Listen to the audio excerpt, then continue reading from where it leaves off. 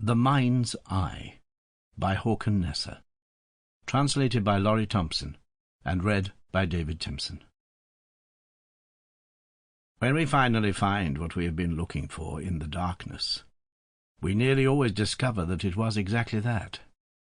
Darkness. C.G. Reinhardt, police officer. 1. Saturday the 5th of October to Friday the 22nd of November.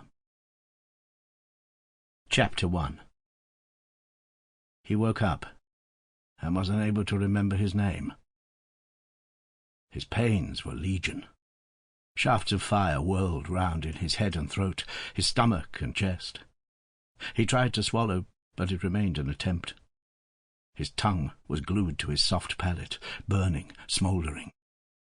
His eyes were throbbing, threatening to grow out of their sockets. "It's like being born," he thought. "I'm not a person, merely a mass of suffering." The room was in darkness. He groped round with his free hand, the one that was not numb and tingling underneath him. Yes, there was a bedside table, a telephone and a glass, a newspaper, an alarm clock. He picked it up, but halfway it slipped through his fingers and fell onto the floor. He fumbled around, took hold of it again, and held it up close to his face. The hands were slightly luminous. He recognized them. 8:20, presumably in the morning. He still had no idea who he was. He didn't think this had happened before. He had certainly woken up and not known where he was, or what day it was, but his name.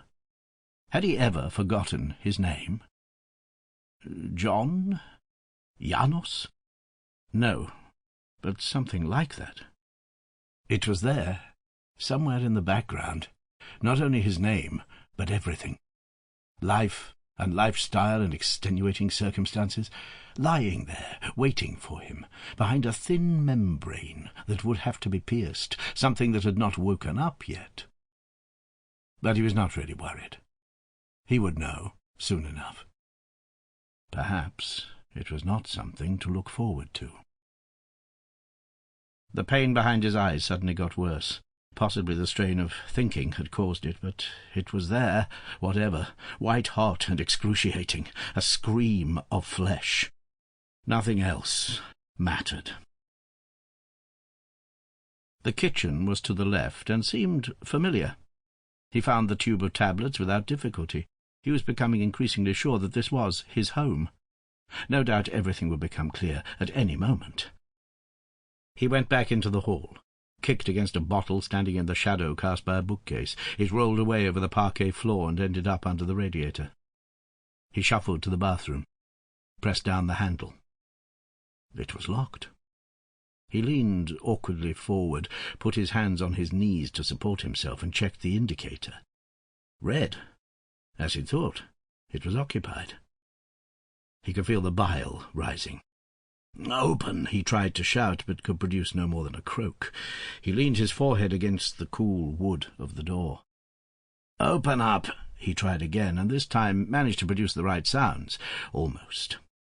To stress the seriousness of his situation, he banged several times with his clenched fists. No response. Not a sound. Whoever was in there obviously had no intention of letting him in. There was a sudden surge from his stomach, or possibly from even lower down. It was obviously a matter of seconds now. He staggered back along the hall, into the kitchen. This time it seemed more familiar than ever.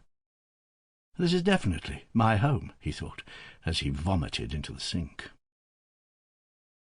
With the aid of a screwdriver he succeeded in unlocking the bathroom door. He had a distinct feeling that it was not the first time he'd done this. "I'm sorry, but I really had to—" He entered the room, and just as he switched on the light he became quite clear about who he was. He could also identify the woman lying in the bath. Her name was Eva Ringmar, and she was his wife of 3 months. Her body was strangely twisted.